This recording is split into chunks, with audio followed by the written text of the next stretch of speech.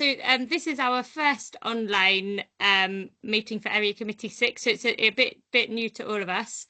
So maybe if we just start by introducing sort of who is on the committee. So my name's Abby Finch. I am the chair of Area Committee 6, and I'm one of two councillors for St George Central alongside Cara. So Cara, over to you. I'm Cara Levan. I'm the other councillor for St George Central. Fabian, do you want to go next? Yeah, hi, I'm Fabian. I'm the councillor for St George Troopers Hill. And I'm Rob. I'm the councillor for St George West. Brilliant. Is it worth officers introducing themselves now as well? Yeah, brilliant. Yeah, Julie, if you want to go. Thank you, Abby. Julia Foligno, Community Resources Programme Manager. Magdalena. Magdalena Burr. I'm a Democratic Services Officer, and I am a clerk for this meeting. Great. And Megan? Yeah, Megan Harnedy. I'm a Development Officer in Community Resources. Brilliant, thanks. And Josh, we'll obviously come to you in a bit, but if you introduce yourself now as well, that's great. Hi, yeah, Josh Lerner, Local Transport Manager. Brilliant. Thank you very much. So next we have apologies for absence, but we don't have any apologies for absence and we're all here, so that's great. So we can move on to declarations of interest. Does anybody have any interests to declare of the councillors in the room? Brilliant. So we can move on to public forum. So we have half an hour available for public forum. We've had one statement from Rob, who is here, and two questions. So Rob, if we get started with you, that would be great. Hi, thank you.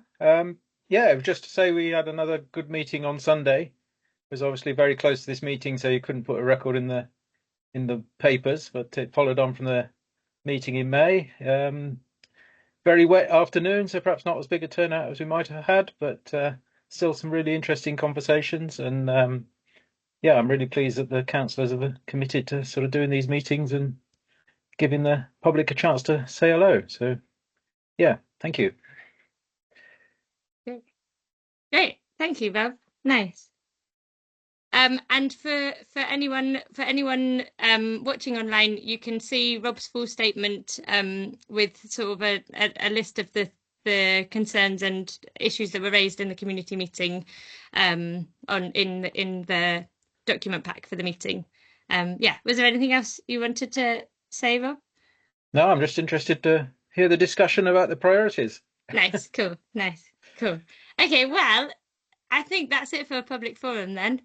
So there were also two questions submitted in public forum. The responses will be circulated after this meeting, and I believe they'll be made public in public papers. Is that correct? Or have I missed? Yes, perfect. So yeah, everybody will be able to see the responses to those questions, and we as councillors can just note those. Yes, Fabian. Yeah, if we could be sent the responses as well once the answers to those questions are received, that'd be great. Brilliant. Yes, that will happen. Yes, but for now, we will just note those questions. So hopefully all the councillors have had a chance to read those questions. Yes, so they are noted. So next we move on to updates from Bristol City Council departments. So firstly, we have Josh from Transport. Hello all. So I got sent through a few requests on mini updates. Bearing in mind, I haven't got a huge amount of time to answer these, but I'll do my best to give a concise response. So the first request was an update on the 20 mile per hour schemes that came forward. So yeah, we got a fair few across all 9 area committees. So we've got a team looking at these locations and figuring out what the most suitable intervention is, given the streetscape and the environment and whatnot. There's quite a lot of analysis to do to figure out what's the appropriate type of scheme. We'll be in a really good position over the winter to start coming forward to you with some more developed proposals. But at the moment, we really are just kind of collecting the data and agreeing the sort of the criteria that we use for it. And so hopefully over the winter, we can come back with some more firmer proposals for you. But at the moment, we have the names, and we are also thinking about how it fits into the road safety strategy too, which we're about to start tasking within this group. So there's a little bit of policy thinking to do around how that fits as one piece. Any questions on 20 miles per hour before I go on to EBLN? No. EBLN, I think there was an update requested on timeframes for the consultation. So the actual public engagement for the EBLN, which is stuff like your perception surveys, telephone polling, and various other events, start at the end of September, the 29th of September, and will run all the way through to early November.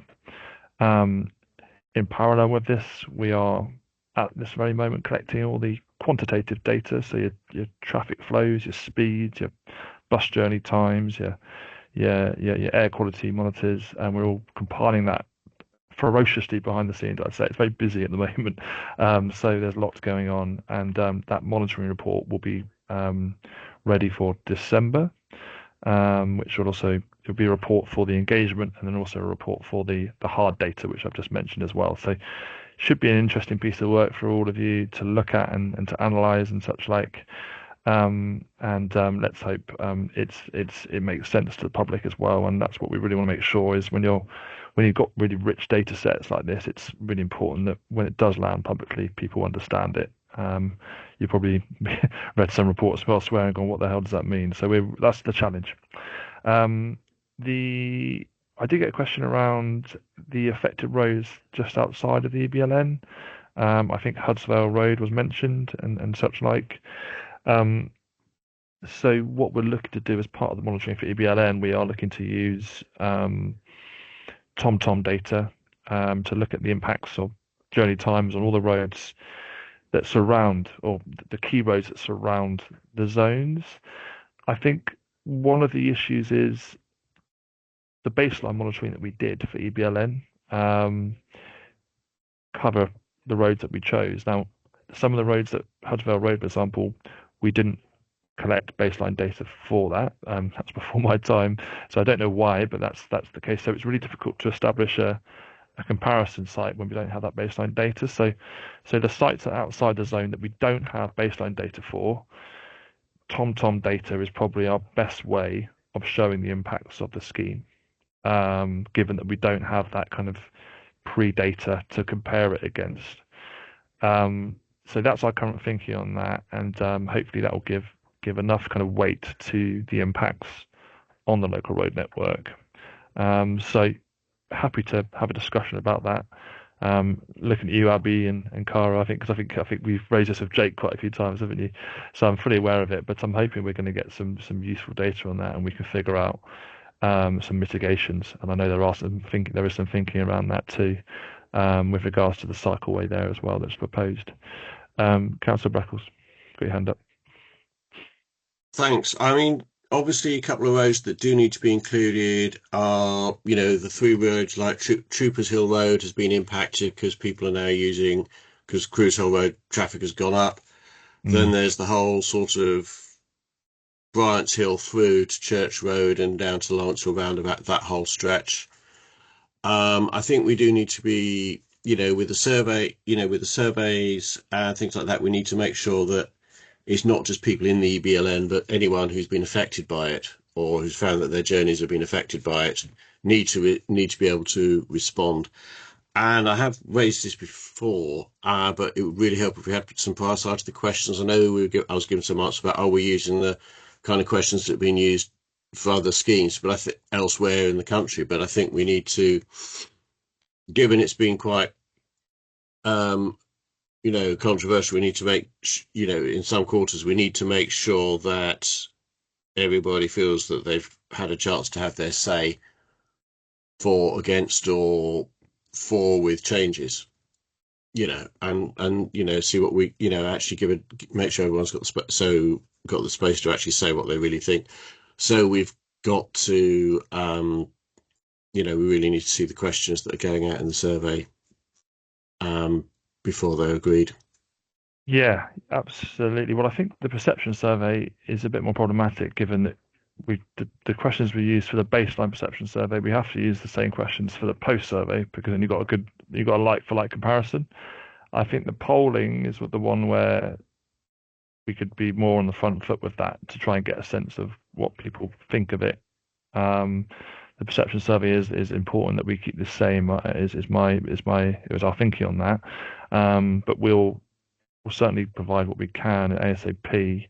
I assume none of you have seen any of the questions yet for the surveys, have you? None of them seen. Okay, let me take that away, and I'll get back to you. Feel free to minute that as an action. Okay, an update on the existing Area Committee 6 SIL-funded schemes. So we've got 4 live schemes at the moment. We've got Soundwell Road, which is, I believe that you've given us some ideas, which we're reviewing for Soundwell Road, and that's currently in motion. The budget for that was slightly increased from the local transport paper, but the expected construction start date is next financial year. Fair bit of development work to do this year in collaboration with councillors. Hillside Road, I've been told on site now, or it says estimated completion the 19th of September, which is in 2 days' time. So unless I've been given the wrong information, we should have contractors on site. Is that right, Abby, or have I got that wrong? That is correct. Yes, the Yeah. speed bumps are in, and last time I cycled past the junction where the pavement is being built out was in the works. Yes, so that's very exciting, and residents have been waiting a very, very long time. So I'm sure lots of people will be very happy about that. Yes. Right. Celebrate the small wins, I guess. And then Hillside Road, the phase 2 should be on site as well. That's the both the sites there. The Lippiat, is that pronounced Lippiat Road footway schemes? Start date the 15th of September, so it should have started 2 days ago. Have you noticed any contractors on site? If you've been I past haven't been down there, to be honest. Yeah. But also, Andrew Spicer said it could potentially be delayed a little bit more because it could be just generally. Okay. Contractors often have a way of sort of merging dates together into sort of mystery dates. So that's the update on the SIL schemes. Any questions, feel free to fire them at me. Moving forward for next year's funding, next year's projects. We have a question from Rob. Oh. Yeah, nice. Yeah, it's just about the Lippiat Road scheme. It has been discussed elsewhere, but I've got half an agreement of one of the Eastern councillors that they will take the cost of the Lippiat Road scheme because just a simple acknowledgement that it is exactly on the boundary between St George West and Eastern wards, and that I think if we're one of the area committees with the least amount of spending and still available to us, I think it makes more sense for the Eastern being a different area committee that's got a much larger kitty, as it were, to be able to pay for that one, and then we can recoup the costs and use them for this committee potentially. So I have got agreement from one of the Eastern councillors. I just need agreement from the other Eastern councillor for that to become a reality. Cool. Keep us posted. I mean, we'll just update our spreadsheets, but we'll leave that to you and Julia and Megan to coordinate. Sounds fine to me. Okay, so what else is there? So update on process for next year's SIL funding cycle. How can councillors community work with the transport team to develop strategic proposals? So for those of you who attended the meeting last week, I think that Julia ran, or certainly Julia was involved with, about the updated process. So from a transport perspective, obviously we're hoping to, in October, launch the mapping tool that I guess people will be able to log their issues and suggestions for new schemes. That'll be taking place through October and November. And then in December and January, we'll be analysing all that data and compiling, I guess, some very high-level reports for you guys to review about what people are saying, what people are kind of highlighting as the issue. And I'll also be, in parallel, commissioning traffic data, any data that relates to that. And I think when we say collaborating between yourselves and us, I think the key thing will be the workshops that are planned for February. That's really going to be where we can look at the data, qualitative and quantitative, and I guess co-design what we think are really good strategic projects for the area based on what people have said locally and what the data is telling us. We've got obviously 300k approved by the July Transport Committee for development funding for all the area committees. So that's going to allow me to commission data and allow us to put on some really good workshops, hopefully. So when the stage 1 proposals come through, they've been thought about as kind of a holistic, strategic way of projects, which will basically be made of probably a lot of mini projects, but thought about as one, if you know what I mean. And just to finish on that, once we know what the sort of breadth of the projects are for 2026, I can then start writing a new paper to take to committee next year to draw down funding for the committees that don't have much funding. Might be yourselves as well, because I know historically haven't always got a massive part of the pie. So that's going to be a key thing where I'll be tapping into CAS and any other match funding opportunities that I think I can get my hands on to add weight to the funding envelope for each area committee. Councillor Beckles. Yeah, thank you. So the process, if somebody wants a new road scheme or road safety scheme or something like that, they would need to go it on October, use the mapping tool, and then then submit a stage 1 proposal form as well, or how's that going to work? So Julia, correct me if I'm wrong. So just to let you know, by the way, the mapping tool, we're going to give you a full demo on this. We've had a bit of an issue getting it done because our GIS team have been focusing on Liverpool neighbourhoods. But the mapping tool will hopefully be very easy to use. It'll be like putting a dot on a map and then saying what issue you're trying to solve and what some of your ideas are.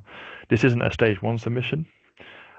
This is merely kind of allowing transport professionals and councillors to get an understanding of what your constituents are telling us, what are the priorities, and I think from that exercise that people do, we will then spend a couple of weeks analysing it from a technical point of view, and then we'll probably send you through a report saying, we've had 2,000 comments, these are the trends, people are really focusing on speeding on these roads, people are really focusing on road safety outside schools or whatever, so it might be worth thinking about when you're scoring the stage 1 submissions that come forward in March, scoring them based on the priorities that you're seeing in that mapping exercise.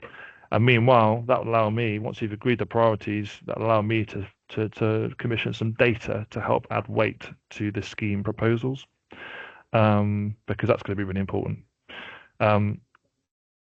Probably early October, we'll set up a session to demo the tool so you guys know how it's used and you know how the back end works as well. So you'll have access to the dashboard so you can see kind of in live what people are sort of submitting. And we'll be able to share it widely? Yes, absolutely. Well, for people within your, I guess people outside your area could potentially use it too, but if you share it with your local networks, hopefully that will kind of keep it local. But it's really important we kind of use that tool to capture things. And we've obviously got lots of historical data as well from this tool that we would also, I guess, include in the report, saying historically this is what people have been saying as well. But for this new phase of projects, we want to start kind of fresh in many ways. But in the report that we give you, we'll also say historically these issues have been highlighted too. So when do we need to start drawing up the stage 1 forms? Julia. So the stage 1 forms can be drawn up as soon as you would like. The deadline for those stage 1 forms is going to be the 23rd of March 2026. 23/3/26. Great. And interesting about what you said about match funding. There are trusts and organisations that will actually match fund for road improvements. Send them my way, Councillor Beckles. But yeah, absolutely. I mean, if you've got any links or any No, I'm saying, are opportunities. there any? Oh, I thought you said you did. No. So wow. If only. What's come available here and there, sometimes from Active Travel England, sometimes from the Department for Transport, sometimes internal funds. They pop up here and there, and we've got a team that sort of highlights to me when these opportunities come available. We've also obviously got the Clean Air Zone funding, which is for local transport schemes. And what I'm trying to show is that with a little bit of internal investment and a bit of match funding, you can create real significant change locally, as opposed to trying to make 80k work for the whole area, which is what some committees get per year, which will get you hardly anything. So I'm trying to show that with a little bit of investment, we can achieve much more and align much more with, I guess, the strategic needs of the city as well as the local. Okay. Cool. Is that your questions, Fabian? Yeah, that's it. I'm just scribbling notes down. Okay, Cool. nice. Cool. Thank you. Thanks. Thank you. Yes, I had a couple of questions as well, if that's okay. So firstly, I guess around sort of that process, I'm really interested in how that process sort of develops of, having the community feeding in, but also then seeing the links between projects and, working out how to solve the issues that the community are recognizing, but in a way that is sort of, clever and uses money efficiently and solves multiple issues at once if there are things that group together. So I'm really interested in how that works out. And I guess one thing that I'd like to know is, sort of the councillor's role in that. So obviously we're having a conversation later in this meeting about what we sort of the lay of the land with what we think our priorities for the area are now. And the aim with that, I know it's a bit of an experiment, and the other area committees aren't doing that, but the idea being that we can sort of start the ball rolling, and to start to get an idea ourselves between us of what the priorities are for our different areas, but also to give council officers an idea of what the actual top priorities are from our perspective, rather than just getting a bombardment of lots and lots of issues, but not being able to know where to sort of focus on. So I am getting to a question. So yeah, I guess I'm interested sort of to know that councillor role will be taken into account, because I think we are in quite a good position to to see what residents are telling us directly, what's going on Improve My Street, but also we know the area really well, so we can give quite a good sense of what those priorities might be. So what the current thinking is, and I think we have to see this year as a bit of a trial year in some respects, and I'm sure some things will work quite well, some things will need a bit of tweaking for when 2027 comes around. But what I'm hoping the mapping exercise will do, and the resultant report that my team put together for you, will give you a really good snapshot of what people are saying, and then that will allow you to identify from the priorities that we're saying are coming through, what priorities do you think we should focus on for 2026, or do you want us to focus on a lot of different things? But I think it helps my team to have a bit of a focus in terms of the commissioning of data and drawing up proposals, because if it was just an open blanket, there's so much we could do for each area committee and spend millions and millions and millions of pounds, but with a sort of a certain budget in mind. And what I must say also, that I'm hoping that I can give a bit more indication about a draft budget for each area committee based on the available SIL funding, and bringing in CAS to I guess kind of level up the committees that don't have that SIL funding, and making sure that we're doing it proportionately. So I've got a team looking at almost like a prioritization sort of matrix based on geography, population, levels of deprivation, PTAR, which is your sort of access to local public transport, to try and sort of come up with a way of allocating a kind of a hypothetical budget for each area committee. It's quite a complex piece of work, and once it's ready, I can come back to you. It'll be ready in the next couple of months, because it's very difficult to say, well, area committee 9 deserves this, area committee 4 deserves this. You have to have a way of assessing what we think is the appropriate allocation. So that's what we're trying to work on in the background, and we'll have that when we start drawing up proposals so we can have a sense of what's achievable within the budget, based on the priorities that you I guess agree upon as a committee, following the mapping. If that makes sense, hopefully a little That bit. does make Yeah, sense, and you yeah, actually anticipated and answered my second question, Mm. which was going to be exactly that sort of, because I know that often these other pots of money go into topping up existing SIL funding schemes to make them viable, but I guess the risk there is that the money gets channeled to the places that already have the money, Well, that's and so it's exactly. great to hear that you're sort of rebalancing that. Yeah. Exactly. So area committees with a hefty amount, it's very unlikely they'll get any CAS, for example, because they don't need it. But the area committees that don't, it's a different story, and that will come into play when we start putting the prioritisation table together. Perfect. Thank you. And then over to Cara. Just a question about the mappings, having attended the briefing last week.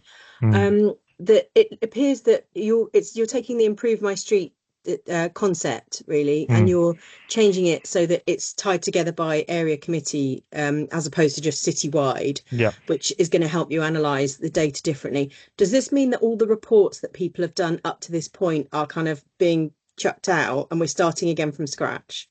No, sorry, I did try and cover this earlier, but not very well. So the report will probably be split into two. So the first one will be this is what the October to November mapping exercise has told us. And the second section will be historically, dating back to whenever we initially launched the whole Bristol-wide one. We'll also separate that out into each area committees and say historically, this is what people have been telling us too. So you can start to see what the historical feedback has been and what the feedback has been in the last couple of months, which will allow you to then, I guess, make a call on what you think is the priority for the area. That's essentially what we'll capture, because we know that a lot of people have already inputted to it and might have fatigue, so they might not want to contribute to it because they said, well, I contributed 2 years ago. The intention is that we cover that by just kind of a second section that highlights that as well.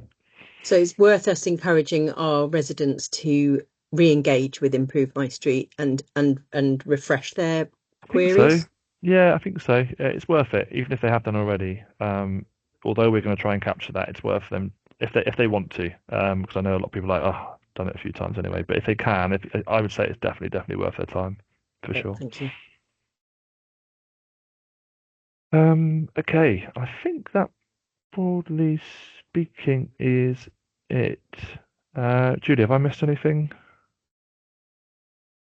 I don't know if I have. I think that's it. So I don't think so. yeah, let me know if any more questions. But I think I'll be looking to set up like an all council briefing with. Well, I'll be in touch with Julie about it, about a demo for the tool as well, once it's ready, and more details on the launch date and such like. Have we agreed on an exact launch date for the mapping tool, Julia? The Improve My Street. Is it mid-October? I can't remember now. We haven't agreed on an exact day, have we? Okay. All right. Thanks all. Good to see you. Thanks, Josh. Thanks See very you much, soon. Josh. Cheers. Bye. Thanks, Josh. We appreciate it.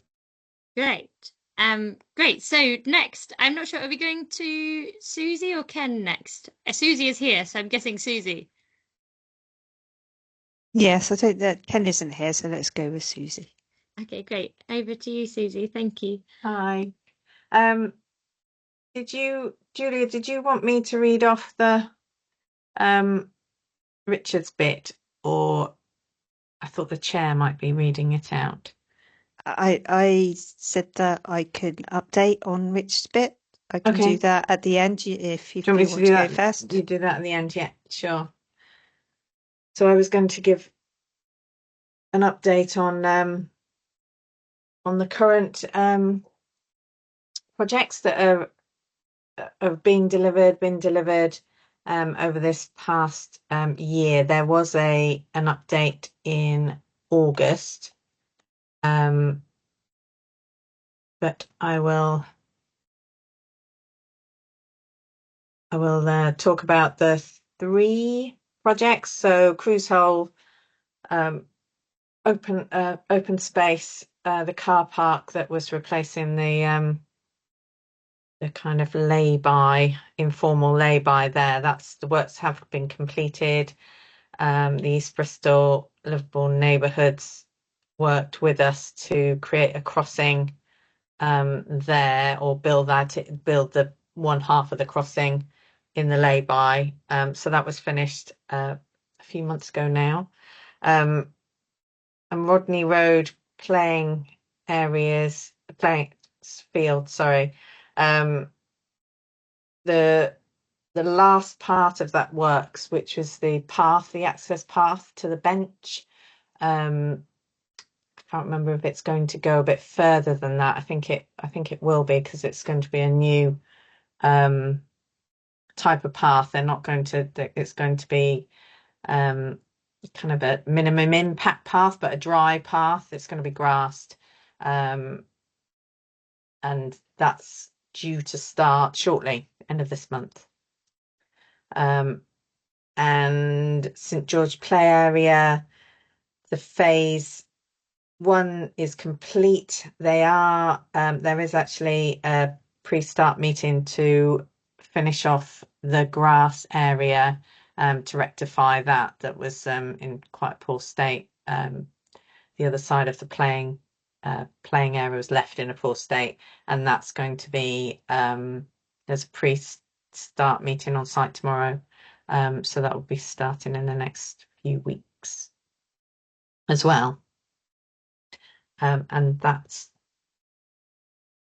that. Do you want me to update on the current bids that are yeah, or is there any if you're happy to and questions? you have the information to hand, and unless there's any questions on what Susie said so far.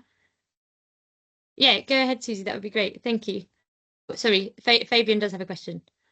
Yeah, just a quickie. Obviously, great that the Cruise Hole Road thing's been done, and that we've been able to use it to put a crossing in, and that's been a real bonus.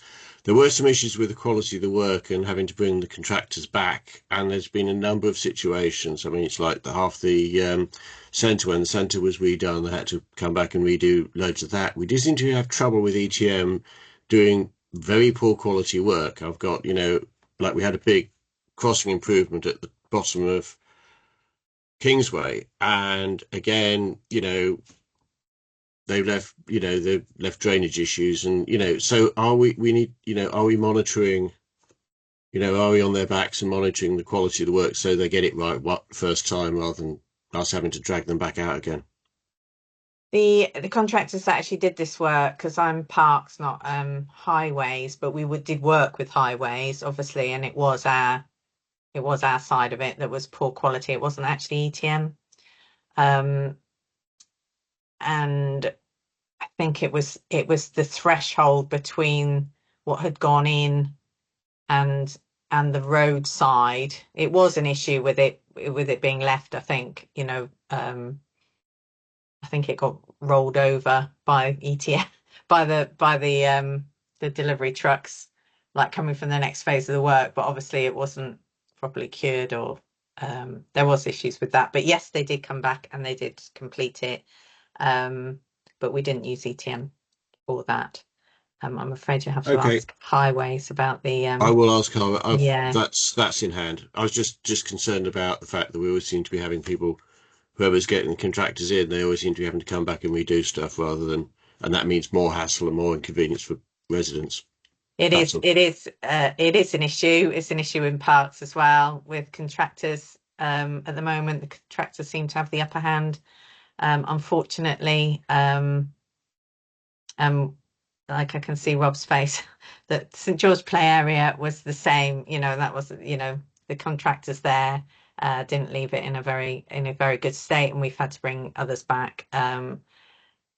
Yeah, I think it's a bit the market at the moment, unfortunately, and we're just kind of trying to keep on them and make sure that they come back, which hopefully will improve with our due diligence. Yeah. Okay. Any other questions? It looks like not at this stage. Yeah. So if you're happy to go on for a quick update about the upcoming, so is that what you said you were going to update on? Brilliant. Thank you. Yeah, there's just a couple in area committees in your area. 6. There's the swings at St George Play area. which I'm filling in the form for that, and I will price for just the swings. We are still looking to fund the rest of it, and I think I'll put that on the form that if the funding does come through, which we are looking into, and I can't really say too much, but we are trying to get that money spent in to finish the rest of the play area, the phase 2, rather than just the swings. But I sort of see this as a bit of a full safe, so if we get the swings in, but also have a little bit of a not a caveat, I'm just trying to think of the word, but something just to say that if the rest of the money comes through, then this can be scrapped, sort of thing, because that will be included in that. And Troopers Hill field notice board, I think you got through I think you, Julia, came through to me to say that the community are going to deliver that themselves. I think it was you, Megan. So the community will which they're very capable of doing. I've worked with the Friends of Troopers Hill many times, and that's a notice board there, so they'll put in the application, the stage 2 application for that. And Rob, who's part of Friends of Troopers Hill, is on the call actually as well. So if there was an update, Rob, you're very welcome to put your hand up. But maybe it's all covered. Oh, there we go. Perfect, great. Go for it, Rob. Thanks, Susie. Yes, we're on the case with that notice board. We're doing one already in Troopers Hill Field, and the one we put in now for Sill will be similar. So Susan's on the case doing the forms. So yeah, that's good. We were a bit worried that you'd be doing one and we'd be doing one, and it'll get mixed up. But if you just leave it to us, that's fine. Yeah, excellent. Yeah, the message did get through. Thank you. Great. Excellent. Thanks, Rob. Back to you, Susie. Yeah, I think that's it, really. Julie, we did have something to read out about the terms of reference, which Julie, do you want to read it out? Are you going to read it out? So that's it from me, really. I can hang around if you've got any questions about the terms of reference, because I might be able to answer those if you want me to. Thank you, Susie. That's it. Very kind of her. Yeah, over to you, Julia, then. Great, thank you. So this is from Richard Fletcher in response to area committee seeking updates and input to grounds maintenance changes. As per presentation to all councillors last week, our plan is to provide access to a map that sets out what features we maintain, where these are, and what the maintenance regime is that applies to them. We are rolling out a modernised system of issuing grounds maintenance work to operational staff and giving them the ability to sign off completion of tasks live and on site. This is being rolled out in the south of the city. North is being rolled out now, and central and east is next. The end product should be an ability to identify where the council, in terms of meeting its performance expectations on grounds maintenance. I am not able to set a date when this will be completed, as we have to be confident it is working at a citywide scale. Expect summer 2026. There are communications risks we have to deal with. Issuing the information cannot result in an uplift in inquiries from the public, as we will not be able to handle this with existing resources. Grounds maintenance performance is highly influenced by weather conditions when the resources base is fixed, as it is. We will also have fluctuations in resources, staff absence, and fluctuation in ad hoc work, such as fly tipping, that teams are asked to pick up. Although we will generally meet our targets over the course of the year, at any given time we may be ahead or behind our schedule. The main driver for change in terms of our grounds maintenance regimes is the need to manage 30% of council land for nature.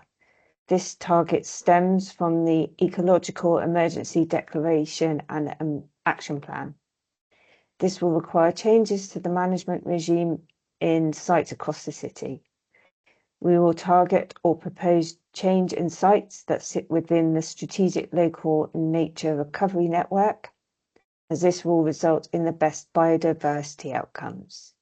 We are already implementing our Managing for Nature pilot project, funded by the Combined Authority to a number of sites in the central, east and north areas. We have information about the project and our approach online. The shift to Managing for Nature will mean we update our grounds maintenance regimes and map data that you will have access to. We will often consult with communities about change, but not in all cases. I will keep you informed of changes at the AC meeting intervals set out. And support to help make decision on allocation of devolved SIL.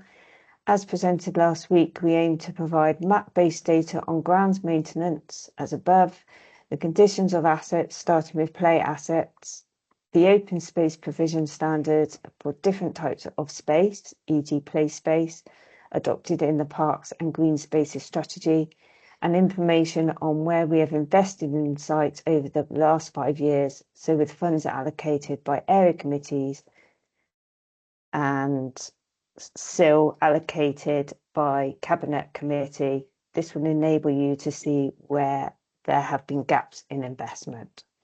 I hope this helps, Richard. Thank you very much. Any questions on that update? Nice. In which case, yeah, Susie, it sounds like we don't need you anymore. So thank you very much for coming along. Yeah, thank you, Susie. Yeah, thank you, Chair. Thanks, Susie. Bye, everyone. Thanks. Bye. And next, it's meant to be Ken's update, but Ken is not here. I don't know if anybody can maybe send Ken a message just to. I did message him on Teams and haven't had a response. Okay, cool. So in which case, because I think that's the last of the departmental updates, isn't it? Oh, yes, Julia. Just have a verbal update from the CAT schemes. Oh, perfect. Yes, go for it. Okay, so this is from Pete. Oh, Rob just has a hand, actually. Sorry. Oh. The what schemes? Community asset transfer. Thank you, Rob. So let's say that. Yeah. Thank you.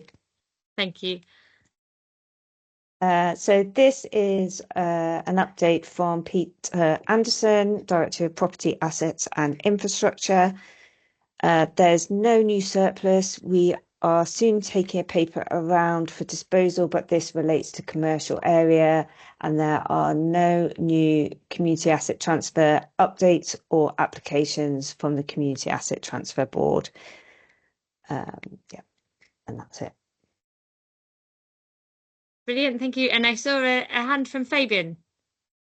Yeah, I mean, I've been involved in a community asset transfer or some kind of. So Pete Anderson's the one in Dundridge Park. So Pete Anderson's the one I'd need to go to about that. Yep. Okay, I'll drop him a line. Thank you, Fabian. Any other questions on community asset transfers? No? Okay, cool. In which case, since I don't think we have Ken yet, I can't see him on my screen. I suggest we move on to discussion of local priorities. And then maybe we can pause the discussion and return to it if Ken joins. Is everybody happy with that? Amazing. Great. Yeah, so as I said earlier, this is it's a bit of an experiment. You know, but because we've got this new SIL process and the new area committees, and we're working out, I guess, how best to navigate that and make sure that we can feed in and engage communities as well as possible. So the idea behind this is that we get the councillors for the different St George wards get an idea of what each of our priorities are based on what residents have fed back to us, and our knowledge of the areas. so that can feed into our engagement around this ill process. So I included in the papers an update following our previous St George community meeting, which was back in May. So there are a few things from that meeting that came out which would be lovely to do something about, but would require extra funding. So I listed those in there. So hopefully everybody has had a chance to read through that. We also had a meeting, as Rob Acton Campbell mentioned, this Sunday just gone. So a lot more have come out of that, but we don't have we haven't had a chance to go through them all yet in as much detail. But also I'm aware that councillors will have had many emails over the years from various people in their communities with suggestions for things that need improving. So I guess what I'm asking is to come with all of those things and let's share what we feel our priorities are for our areas. So I don't know if anybody is particularly keen to go first. Cara and I had a chat about this beforehand because we obviously share St George Central. We're joint councillors, so we had to make sure that we agreed, which we do, so that's good. So I'm happy to go through ours first, unless anybody else would like to. Yeah. Cara, do you want to do it or shall I do it? Shall I start and then you pick up?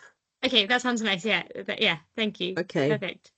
So the top priority that we've identified is Hudsvale Road, which is a relatively short road in our ward, but it has quite a fair section with no pavement either side, and it's used as a cut through.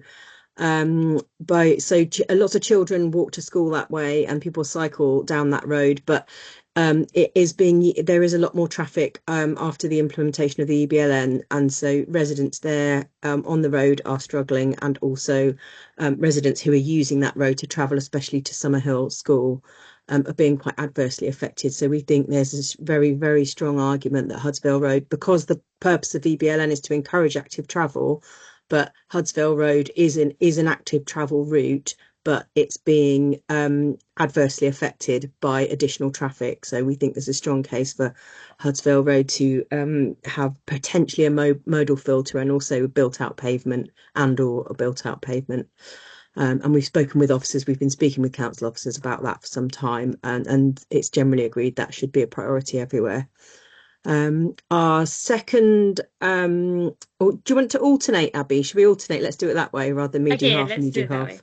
So the second one is people often come to us about double yellows, and I'm sure other councillors have the same. So there's lots of places where either because of dangerous parking on corners, or parking on both sides of narrow roads, preventing access for the people that live in the area in and out, or for emergency vehicles, that people say they really need double yellow lines. For those that aren't aware of the process behind getting double yellow lines and other sort of road changes, there's a very lengthy and expensive legal process called a TRO, a traffic regulation order, which means that doing double yellows on a single road just isn't really financially viable.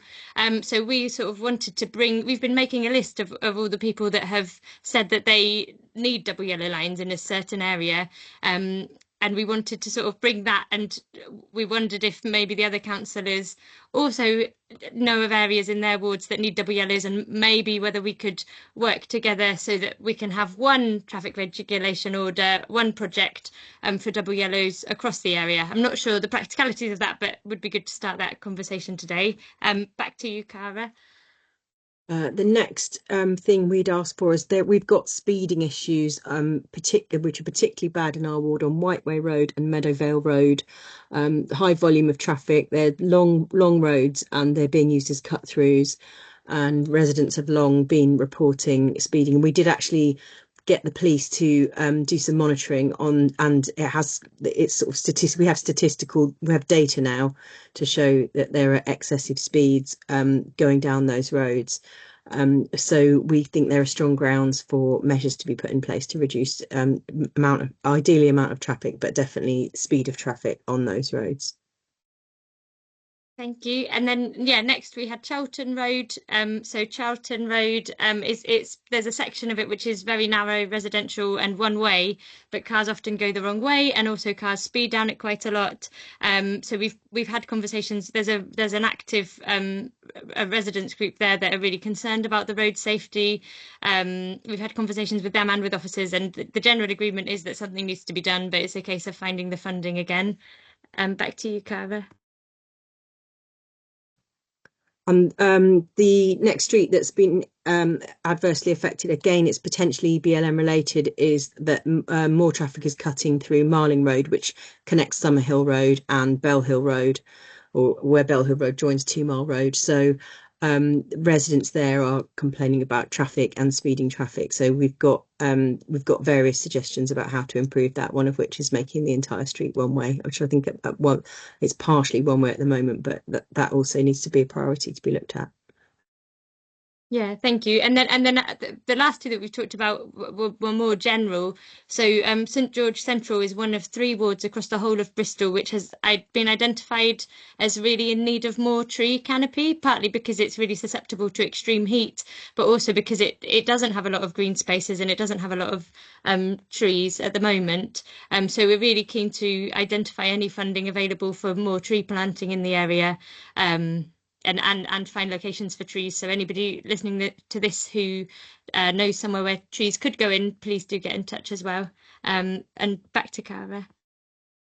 Then the last thing is, yes, we don't also have many parks, but we do have one green space that's relatively recently become a park, and they're now that's the Meadowvale, and they're now establishing a Friends of group, and we'd like the Friends of group to be able to access funds to continue to improve Meadowvale Park and add facilities there. Cool. Yes, thank you, Cara. So yeah, that was 7. So obviously that's very ambitious. But that we ordered them, so at least we know sort of what our top 1 or 2 or 3 are. Rob or Fabian, would one of you like to go next? Well, I'll go next if you want. Yeah. I mean, I've been getting a lot of lobbying, like every surgery, about speeding issues in Ferber Road and the roads off it. So we're going to be we need speed tables, and we also need, I've spoken to the police this weekend on Sunday about, them needing to monitor it, see about speed enforcement. That's a priority. And there's also at the very bottom, there's no pavement. There's literally a painted white line in the road, and that's what pedestrians are supposed to use. And then you've got cars coming off Bryant's Hill and shooting up. So we need a pavement there as well, on one side at least. Whichever side's the best for visibility, for not reducing visibility. So that's a major one. Other areas, there's been the request. Obviously, we've got the request for a crossing at the top of Troopers Hill. That seems like a good idea, but there's also issues with speed in Troopers Hill Road as well. Again, lots of that is caused by the EBLN and more traffic going down Cruise Hole Road, where people actually wanted the traffic to be reduced, not increased. But so, some of the traffic calming measures there are helping, but, again, there's more to be done there. So we may need more traffic calming in Troopers Hill Road as well. Double yellows, I'll put a shout out, see if anyone knows can think of areas and troopers for that as well.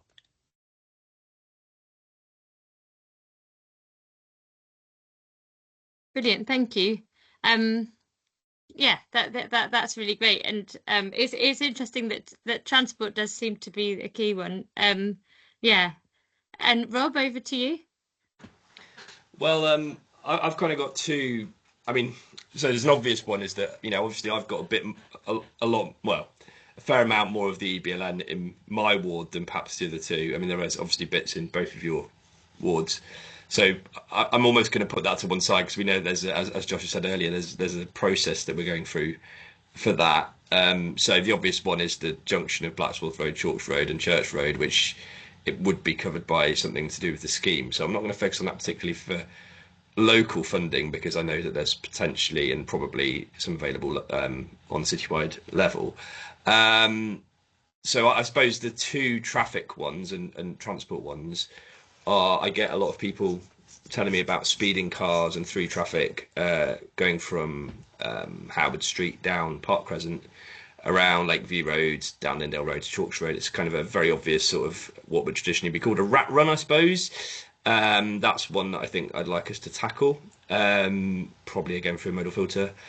Other people think a one-way system might work better, but yeah, we'll see what the best option is from the transport officer's view. The other one I get a lot is Whitehall Road, particularly people speeding again on there. It's a bit harder to come up with solutions for that, but I think it's something that is going to keep being brought up by residents, because it's a major crossing point for a lot of people going to Whitehall Primary School, for instance. So that's the other one, I suppose, out of those two is probably the two that I've had most brought up that aren't in the EBLN area. Obviously, there's lots of little issues in the EBLN area we need to iron out through the consultation. But obviously I've got St George Park in my ward, so it would be amiss not to say the three sort of top priorities there, which are the toilets, the play park, and the lake. I think there's other things going on with some other things that are very positive and that are probably ongoing issues that we can sort out. But in terms of the toilets, I think it's important to get a better quality of, but get a better standard there, basically, so that people are actually able to use the toilets hygienically. It's been somewhat better recently since we deadlocked at dusk, but yeah, probably more needs to be done there still. The play park, obviously, we need to identify more funding to be able to install all of the plans. And then finally, the lake. In late August, before we had this absolute monsoon weather, it was really quite low in the lake, the level of the water, and the aerators aren't working. So there's a few little niggly issues that I think might need attention, even though obviously it's had a very substantial investment. It is a top priority, as people obviously enjoy the lake. They want to make sure that all of the wildlife and all of the ecosystem there is as good as it can be, and that we have enough attention on that. So those are the ones I'd sort of probably say are my priorities and things that people raise most as well in the ward. Brilliant. Thank you so much, everybody. So, yeah, I guess I'm not immediately seeing any that maybe work together, unless, Fabian, you get people coming back with sort of the need for double yellow lines in places. But I think it's really useful just to have, I guess what I'm thinking is we now have sort of the top three for the area, which would be sort of Hudsvale Road from us, Furber Road from St George Troopers Hill, and then the Howard Street to Chalk Road cut through Rat Run for St George West. And then maybe if we widened it to sort of a top six issues, which is maybe ambitious but maybe helpful for sort of levels of funding, we've got potentially sort of a joined up double yellow approach for St George Central for the places where people have been really asking for that. Troopers Hill Road, possibly sort of speed reduction measures, possibly a crossing in Troopers Hill. And then I don't know, Rob, if what comes above, whether it's the Whitehall Road speeding or whether any of the parks things would come first for you if you had to choose. I mean, in terms of funding from here, I think it would be some kind of upgrade of the toilets, because that's the thing I get the most, obviously, a lot of complaints about, because they're left in unhygienic states. And I think part of that, and I've said this maybe in other context, is that the quality of the toilets. I know that's a basic thing, but it's like how they look actually makes a big difference to how people treat them and how they're used. Okay, great. So yeah, toilets and the Howard Street, Chalks Road would be the top two for St George West. Okay.